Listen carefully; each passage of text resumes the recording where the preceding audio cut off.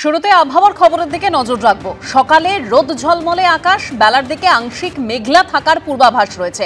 কাল পর্যন্ত বজ্রবিদ্যুৎ সহ বিক্ষিপ্ত বৃষ্টির সম্ভাবনা। 30 থেকে 40 কিলোমিটার বেগে বইতে পারে দমকা বাতাস।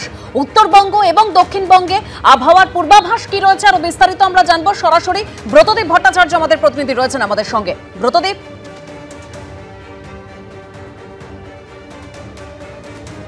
দেখো, আগামী দুদিন কিন্তু উত্তরবঙ্গ এবং দক্ষিণবঙ্গ দুই জায়গাতেই কিন্তু বৃষ্টি পিছু ছাড়ছে না। যেটা আলিপুর আবহাওয়া দপ্তরের পূর্বাভাস, যে দক্ষিণবঙ্গে আজ এবং আগামীকাল বেশ কিছু জায়গায় ভারী বৃষ্টির পূর্বাভাস রয়েছে এবং দক্ষিণবঙ্গের বেশিরভাগ জেলাতেই হালকা থেকে মাঝারি বৃষ্টি বিক্ষিপ্তভাবে হতে পারে এবং 30 থেকে 40 কিলোমিটার গতিবেগে ঝোড়ো হাওয়া বইতে পারে। কিন্তু চিন্তার ভাঁজ রয়েছে উত্তরবঙ্গের জন্য, কারণ উত্তরবঙ্গে আজ বেশ কিছু জায়গায় ভারী বৃষ্টির সম্ভাবনা এবং আগামীকাল অতি ভারী বৃষ্টির পূর্বাভাস দিয়েছে আলিপুর আবহাওয়া দপ্তর।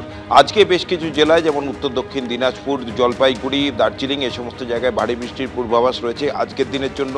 আগামীকাল অতি ভারী বৃষ্টির পূর্বাভাস রয়েছে দার্জিলিং, কালিম্পং, জলপাইগুড়ি, কোচবিহার এই সমস্ত আলিপুরদুয়ার এই জেলাগুলিতে। যদিও শনিবার থেকে বৃষ্টি কমার একটা সম্ভাবনার কথা বলেছে আলিপুর আবহাওয়া দপ্তর। উত্তরবঙ্গের ক্ষেত্রেও তাই এবং দক্ষিণবঙ্গের ক্ষেত্রেও তাই। কলকাতায় দিনভরই এরকম মেঘলা আকাশ থাকবে এমনটাই পূর্বাভাস দিচ্ছে আলিপুর আবহাওয়া দপ্তর। এবং যেটা জানানো হয়েছে যে বিক্ষিপ্তভাবে হালকা থেকে মাঝারি বৃষ্টি হতে পারে, বজ্রবিদ্যুৎ সহ বৃষ্টি হতে পারে। এবং এই যে পূর্বাভাস রয়েছে এর সঙ্গে একই সঙ্গে সতর্কতাও জারি করা হয়েছে আগামীকালের জন্য। উত্তরবঙ্গের বেশ কিছু জেলাতে কমলা সতর্কতা জারি করা হয়েছে এবং ধস নামতে পারে। যে বৃষ্টি, অতি ভারী বৃষ্টির যে পূর্বাভাস রয়েছে তার ফলে উঁচু এলাকাগুলিতে ধস নামার একটা সম্ভাবনা রয়েছে, একই সঙ্গে নিচু এলাকায় জল জমারও সম্ভাবনার কথা বলেছে। এবং আজ পর্যন্ত কিন্তু মৎস্যজীবীদের সমুদ্রে যাওয়াও নিষেধ রয়েছে। কালকের পর থেকে আবহাওয়া উন্নতি হলে পরে তারপরেই কিন্তু মৎস্যজীবীদের যাওয়ার অনুমতি হবে এবং উপকূলবর্তী যে এলাকাগুলি রয়েছে দক্ষিণবঙ্গের, সেখানেও কিন্তু আজকে সামান্য আবহাওয়ার উন্নতি, কিন্তু বেশ কিছু জায়গায় সেখানে কিন্তু ভারী বৃষ্টির পূর্বাভাস রয়েছে আজ এবং আগামীকাল। অর্থাৎ সব মিলিয়ে যদি বলা যায় যে কাল পর্যন্ত কিন্তু বৃষ্টির পূর্বাভাস আগে থেকেই রেখেছে আবহাওয়া দপ্তর। শনিবার বৃষ্টি কমবে। এখন রবিবার থেকে দক্ষিণবঙ্গে রোদ ঝলমলে আকাশ থাকার কথা, কিন্তু যদিও পরবর্তীতে আবহাওয়া কোন দিকে মোড় নেয় সেটাই দেখার। একদম ব্রতদীপ, অর্থাৎ আমাদের প্রতিনিধি ব্রতদীপ যেরকম জানাচ্ছিলেন যে বৃষ্টির পূর্বাভাস রয়েছে আজ এবং আগামীকাল। 30 থেকে 40 কিলোমিটার বেগে দমকা হাওয়া বইতে পারে। শনিবার বৃষ্টি কমবে, রবিবার থেকে আবহাওয়ার উন্নতির পূর্বাভাসও রয়েছে আলিপুর আবহাওয়া দপ্তরের তরফে। তবে উত্তরবঙ্গে কিন্তু বৃষ্টি বাড়ার সম্ভাবনা রয়েছে। বৃষ্টি হচ্ছে কোচবিহারে, অর্থাৎ পাহাড়ি এলাকার কি পরিস্থিতি, কোচবিহারের কি আবহাওয়া আমরা জানবো। আমাদের অপর প্রতিনিধি শুভেন্দু ভট্টাচার্য রয়েছেন টেলিফোন লাইনে। শুভেন্দু, দেখো, নিম্নচাপের প্রভাবে কিন্তু গতকাল থেকেই আকাশ মেঘলা ছিল এবং পরে দেখা গেল রাতের দিকে কিন্তু বৃষ্টি নেমেছে এবং রাতের দিকে বেশ ভালোই বৃষ্টি হয়েছে এবং আজ সকাল থেকেও কিন্তু ঝিরিঝিরি বৃষ্টি এবং দমকা হাওয়া রয়েছে। শুধুমাত্র কোচবিহার নয়, আশেপাশের জেলাগুলিতেও জলপাইগুড়ি, আলিপুরদুয়ার এবং পাহাড়েও কিন্তু তাপমাত্রা অনেকটাই নেমেছে। এই দমকা হাওয়া এবং বৃষ্টির জন্য তাপমাত্রা অনেকটাই নেমেছে, শীতের একটা আমেজ তৈরি হয়েছে এবং বিভিন্ন জায়গায় যেটা দেখা যাচ্ছে যে বৃষ্টির সম্ভাবনা যেমন আরো রয়েছে, তেমনি যে বৃষ্টি আসছে সেটা কিন্তু ভারী বৃষ্টি নয়, সেটা মাঝারি রকমের বৃষ্টি হচ্ছে এবং উত্তরবঙ্গ জুড়ে বিভিন্ন জায়গায় কিন্তু এই বৃষ্টির দাপট এবং সাথে দমকা হাওয়া দেখা যাচ্ছে এবং যে তাপমাত্রা উত্তরবঙ্গের অনেকটাই কিন্তু এর ফলে কমে গেছে। ধন্যবাদ শুভেন্দু।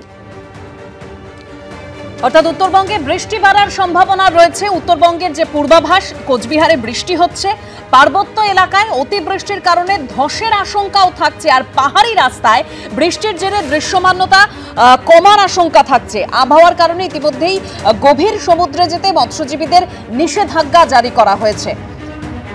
কাল পর্যন্ত বজ্রবিদ্যুৎ সহ বিক্ষিপ্ত বৃষ্টির সম্ভাবনা থাকছে, অর্থাৎ আজ এবং কাল বৃষ্টির সম্ভাবনা থাকছে। সকালে রোদ ঝলমলে আকাশ থাকলেও বেলার দিকে আংশিক মেঘলা থাকার পূর্বাভাস আলিপুর আবহাওয়া দপ্তরের।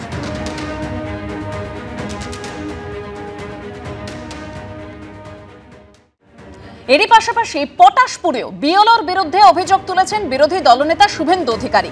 শুভেন্দু অধিকারীর অভিযোগ, ওই বিএলও পঞ্চায়েত সমিতির তৃণমূল সদস্যার স্বামী 212 নম্বর বিধানসভা কেন্দ্রের 13 নম্বর পার্টের বিএলওর বিরুদ্ধেও অভিযোগ করেছেন শুভেন্দু অধিকারী। বিরোধী দলনেতার দাবি, বিএলওর দায়িত্বপ্রাপ্ত নবকুমার মল্লিক পটাশপুর 1 নম্বর ব্লকের পঞ্চায়েত সমিতির তৃণমূল সদস্যার স্বামী।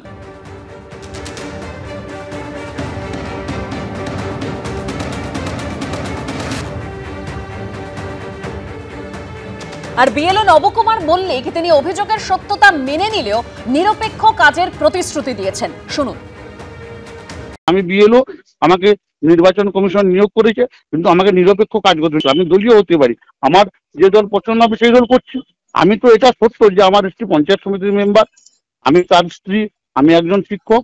নির্বাচন কমিশন আমাকে বিএলও দায়িত্ব দিয়েছে। বিএলওদের মধ্যে কেউ কেউ নিজেই তৃণমূল নেতা, আবার এরকম বিএলও রয়েছেন যাদের নিজেদেরই 2002-এর ভোটার তালিকায় নাম নেই। তাদের উপরই দায়িত্ব পড়েছে অন্যের ভোটার তালিকা সংশোধন করার, সেটা খতিয়ে দেখার।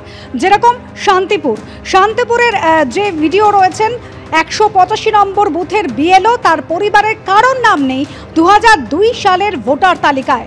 তিনি কালীপুর প্রাথমিক স্কুলের শিক্ষক রজনীকান্ত পাল। বিএলও তিনি নিজের ইচ্ছায় হননি, এমনই দাবি করেছেন ওই বিএলও রজনীকান্ত পাল।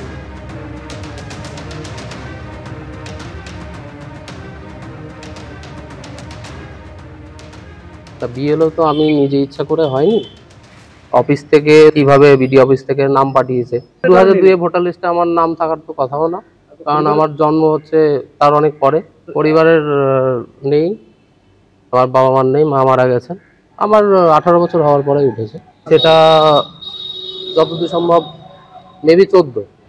আর বিএলওদের পরিবারের সদস্যদের নাম 2002-এর তালিকায় না থাকা নিয়ে রাজনীতিতে জল ঘোলা শুরু হয়েছে। 2002-এর যে তালিকায় তার বাবা মায়ের নাম নেই, বিডিও যাদেরকে এসআইআর এর দায়িত্বে পাঠাচ্ছেন, যে বিএলওদের, সেই বিএলওরা সঠিক আছেন কিনা, তাদের কাগজপত্র সঠিক আছে কিনা, তারা বৈধ নাগরিক কিনা, এই বিষয়টা কিন্তু ছানবিন করে তারপর তাকে কিন্তু এই বিএলও দায়িত্ব দেওয়া উচিত ছিল বিডিওর।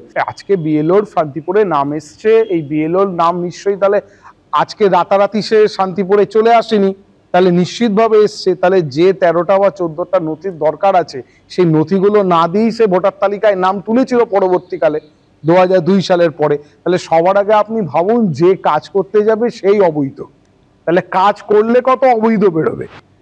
আর শান্তিপুরের বিডিও তিনি দাবি করছেন যে ঊর্ধ্বতন কর্তৃপক্ষকে গোটা বিষয় রিপোর্ট পাঠানো হয়েছে। নির্বাচন দপ্তর থেকে এবং জাতীয় নির্বাচন কমিশন থেকে একদম বিধিবদ্ধ সরকারি কর্মচারীদের নিয়োগ করতে বলেছেন। তখন নিয়োগের সময় এই প্যারামিটার ছিল না যে 2002-এর রোলে তার বা তার পরিবারের কারোর নাম আছে কি, থাকলে হয়তো সেই প্যারামিটার তাকে নিয়োগ করতাম না। যে প্যারামিটারগুলোতে নিয়োগ করার কথা করা হয়েছে, এখন এই তথ্যটা ধরা পড়েছে। এরপর নির্বাচন কমিশন বা নির্বাচন দপ্তর যা সিদ্ধান্ত নেবে, এমন যদি হয়, আমার বিকল্প বিএলও বিধি ব্যবস্থা আছে, সে ব্যবস্থা হবে।